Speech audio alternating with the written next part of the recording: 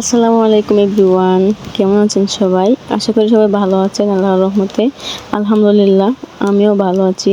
তো আজকে আবার চলে আসলাম প্রতিদিনের মতো নতুন আরেকটি ভিডিও নিয়ে। আশা করছি আপনারা আমার সম্পূর্ণ ভিডিওটি দেখবেন। ভালো লাগলে লাইক কমেন্ট শেয়ার করবেন। আর যারা আমার চ্যানেলটি এখনও সাবস্ক্রাইব করেননি, সাবস্ক্রাইব করে পাশে থাকা বেল বাটনটি অন করে দিবেন। তো আজকে বিকালে আয়াত ঘুম থেকে উঠে কান্না করতেছে, নানা বাড়িতে যাবে। তো বাবু কান্না করতেছে, এর জন্য ভাবলাম যে আমিও মন চাইছে ভেলপুরি খাইতে, এর জন্য চলে আসলাম বাবার বাড়িতে। তো এই তো বলতে বলতেই চলে আসলাম। আমার বাবার বাড়ি কিন্তু খুব একটা দূরে না, মাত্র 5 টাকা ভাড়া লাগে আর কি। ইচ্ছা করলে হেঁটে হেঁটে চলে যাওয়া যায়। তো মেইন রোড দিয়ে হেঁটে গেলে খারাপ দেখা যায়, এই জন্য গাড়ি দিয়ে যায় আর কি। তারপর চলে আসলাম বাবার বাড়িতে। এসে দেখি মাচাচিরা সবাই বসে আড্ডা দিচ্ছে। তো একদম সুন্দর একটা দিন ছিল, ঝকমকে রোদ ছিল। তো এখানে আমার এক কাকি বসে সবজি কাটতেছিল, আর এক সকালে এখানে সবাই বসেছিল। আমার একটা ফুফু ছিল, সরি দাদু ছিল, আমার আম্মা, সবাই এখানে বসেছিল। তো আমি একটু দাঁড়ালাম ওদের কাছে, দাঁড়ায় এখন যাচ্ছি হলো আমাদের খামারে বাচ্চা উঠাইছে। তো দেখতে যাচ্ছি, দেখলাম যে গাছের নিচে পাকা জাম পড়ে আছে। তো আমি এখান থেকে জামগুলো উঠাই নিলাম। এখন এই জামগুলোকে খাবো আর যাবো। তারপরে যে আমার একটা কাকির গাছে সুন্দর গোলাপ ফুটছে, গোলাপের পাপড়িগুলো অনেকটাই ঝরে গেছে। তো এটা আপনাদেরকে দেখালাম। আর এটা হলো আমার কাকির ছোট্ট একটা সবজি বাগান। আর এই যে যাইতে যাইতে আমি একটা জাম কিন্তু অলরেডি খেয়ে ফেলছি। তো জামগুলা, গাছের ফল অনেক বেশি মজাই লাগে। তো জামগুলা খাইতেছি আর চলে আসছি এখন আমাদের খামারে। তো সে দেখছি যে আব্বা বসে আছে। এই যে আমাদের বাচ্চাগুলা, এগুলো হলো পোলট্রি মুরগি আর কি, লেয়ার মুরগি আর কি, লেয়ার মুরগি যে ডিম দেয় যে এগুলো আর কি। তো এগুলোর বয়স হলো 9 দিন হয়েছে মাত্র। বাচ্চাগুলো সুন্দর, মাশাআল্লাহ, 9 দিনে অনেকটা বড় হয়ে গেছে। তো আব্বা মাত্র এগুলোকে খাবার দিছে আর কি। তারপর এই যে আমি পুরোটা খামার একটু দেখাইতে যাচ্ছিলাম, কিন্তু আমি ক্যামেরার দিকে তাকাইনি, এই জন্য মানে বুঝি নাই যে ভিডিও তেমন ভালো হচ্ছে না। আমি আব্বার সাথে কথা বলতেছিলাম আর ক্যামেরাকে ঘোরাচ্ছিলাম। তারপর আব্বা বলতেছে যে আমাদের নতুন গাছে এবারে নতুন এই প্রথম কাঁঠাল আসছে নতুন গাছে। তারপর আমি গেলাম দেখতে এখানে।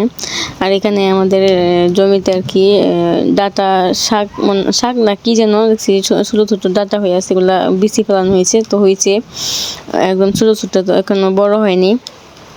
আর এই যে রাতের বেলা খামারে থাকতে হয়। এখন আমাদের বাড়ি থেকে যেহেতু একটু দূরে, তো রাতে এখানে থাকা আরাম হয় না, এর জন্য আর কি সাইড দিয়ে নেট দিয়ে বেড়া দিয়ে দিচ্ছে, যেন রাতে শিয়াল টিয়াল এসে মুরগিকে ভয় না দেখাইতে পারে। আর এই যে চলে আসলাম একটা নতুন বাবু দেখতে। তো এটা হলো আমার একটা চাচাতো বোন, মানে বাচ্চাটা আমার বোন হয়।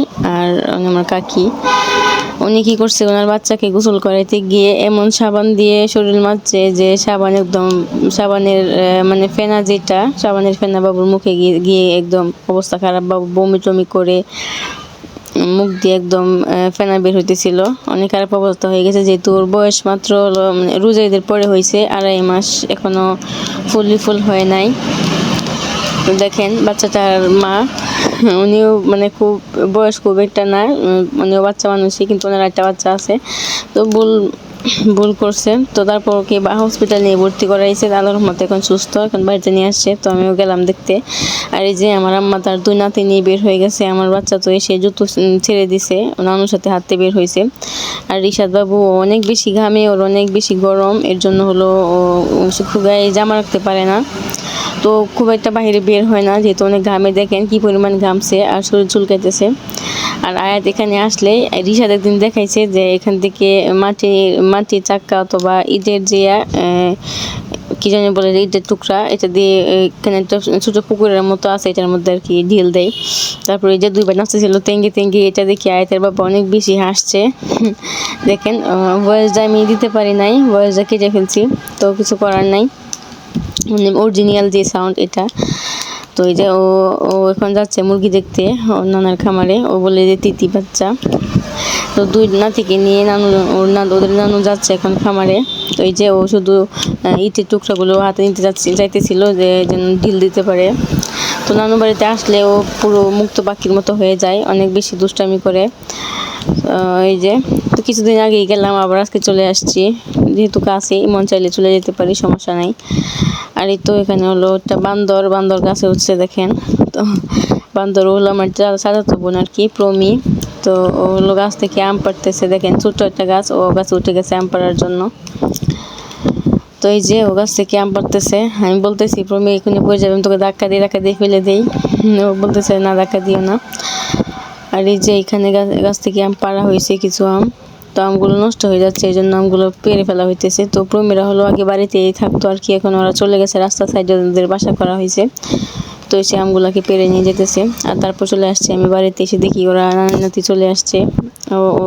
ওকে ওর নানু আপেল দিছে, আপেল খাইতেছে, হাঁটতেছে, খেলতেছে ভাইয়ের সাথে। তো বাইকে পাইলে আর কাউকে লাগে না বাইয়া বাইয়া, ঝগড়াও লাগে, আবার বাইকে যারা থাকতেও পারে না, ঘুম থেকে উঠলে জিজ্ঞাসা করবো আম্মু বাইয়া কোথায়, বাইয়া কোথায়। তারপর এই যে দুই ভাই খেলতেছে। তারপর আমি এখন প্রমি আমাকে ডাকতেছে যে গাছ পাকা আম পারছে, এসো আম নিয়ে যাবো, খাইতেছে, আমাকে এটা দিছে। তো দুই বান্দর টিনের চালে উঠছে। তো ওই ঘরটা আমাদের অনেক পুরানো, এটা আমার দাদুর ঘর। তো এখন এভাবে পড়াই আছে, কেউ থাকে না, আমার ছোটো চাচা থাকতো আর কি, আমার বাবা থাকতো। তো বাবা বাসা করছে রাস্তার পাশে, তো বাবাও চলে গেছে। তো প্রমিরদের আর আমার ছোট্ট চাচা আর কি, ওদের বাসা একসাথেই পাশাপাশি, আমি আগের একটা ভিডিওতে দেখাইছিলাম।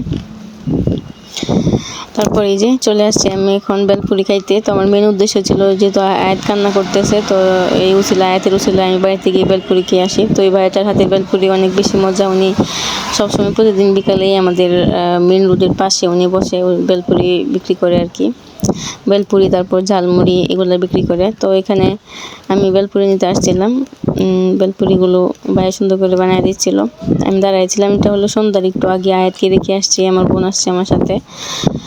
এই যে ভাই বেলপুরিগুলো বানায় ফেলছে। তারপর এখানে কিন্তু মাদ্রাসা আছে, এটা হলো এতিমখানা আর কি, মাদ্রাসা। আর পাশে হলো আমাদের মসজিদ, কবরস্থান। তারপর আর একটু সামনে হলো এটা কমি মাদ্রাসা। তো ভাইয়ার এখানে ভালোই বিক্রি হয় ওনার। তো উনি এখানে ওনার বাসা দূরে ছিল, ভাড়ায় থাকতো। তো এখানে যেহেতু ওনার ব্যবসা, এখানে প্রতিদিনই উনি বিক্রি করেন, এর জন্য পাশে বাসা নিয়ে নিছে আর কি, এখানে উনিও ভাড়া থাকে। এই যে আমি কথা বলতে বলতে উনি আমার বেলপুরিগুলো একদম রেডি করে ফেলছে। তো আমি এখান থেকে বেলপুরি আর ঝালমুড়ি নিব। এই যে বেলপুরিগুলো বানানো হয়ে গেছে। তো আজকে আমার মনটা অনেক বেশি খারাপ, যে কোনো একটা বিষয় নিয়েই মন খারাপ হলে কাউকে শেয়ার করা যায় না। আমার সেই এমন অবস্থা, আমার যতই মন খারাপ হোক, যে কোনো বিষয়ে ঝামেলা হোক, আমার শ্বশুর বাড়িতে বা যে কোনো যার সাথে ঝামেলা হোক, আমি কারোর সাথে শেয়ার করি না। আমি একা একাই কান্না করি, একা একাই মানে এটা করি। আমার বাড়িতে আমার আব্বা আম্মা, আমার বোন ভাই, আমি কারোর কাছেই কোনো কিছু শেয়ার করি না। তো আজকে আমার মনটা অনেক বেশি খারাপ, কিন্তু কারোর কাছে শেয়ার করতে পারতেছি না। সবাই দোয়া করবেন যেন আল্লাহ আমার মনটাকে ভালো করে দেয়। তো আমি যখন বয়স দিচ্ছিলাম তখন আয়াতকে ঘুম পাড়াচ্ছিলাম, অনেক বেশি বৃষ্টি হইতেছিল। তো এই ভিডিওটা কিছুদিন আগের আর কি। এখন তো বৃষ্টি হচ্ছে, পুরো একদম প্রত্যেকটা জেলাতেই হয়তো বা বৃষ্টি হচ্ছে। তো 5 দিন বৃষ্টি হওয়ার কথা বলা হয়েছে। তো আজকে সকালের দিনটা ভালোই ছিল। তারপর দুপুর থেকে বৃষ্টি শুরু হয়ে গেছে। সকালে ঘুম থেকে উঠে অনেকগুলো কাপড় ধুয়ে দিয়েছিলাম, তো কাপড়গুলো আবার ঘরে নিয়ে আসতে হয়েছে যেহেতু বৃষ্টি হচ্ছে। তারপর আয়াতকে গোসল করাই দিলাম, ওকে দুধ খাইয়ে, গরুর দুধ খাওয়াই আর কি, আয়াতকে দুধ খাইয়ে আয়াত ঘুমিয়ে গেছে। এখন ওর কাছে বসে আসছি, ওকে হাত পাখা দিয়ে বাতাস করতেছি আর আপনাদের সাথে কথা বলতেছি। তো কথা বলতে বলতে ভাইয়া ঝালমুড়িও বানায় ফেলছে। তো এই যে আমার ঝালমুড়ি বেলপুরি একদম রেডি, এখন আমি চলে যাবো বাড়িতে। তো আজকের ভিডিওটা আপনাদের কাছে কেমন লাগলো কমেন্টের মাধ্যমে জানাবেন, ভালো লাগলে অবশ্যই লাইক কমেন্ট শেয়ার করবেন। দেখা হবে পরবর্তী কোনো ভিডিওতে, ততক্ষণ পর্যন্ত সবাই ভালো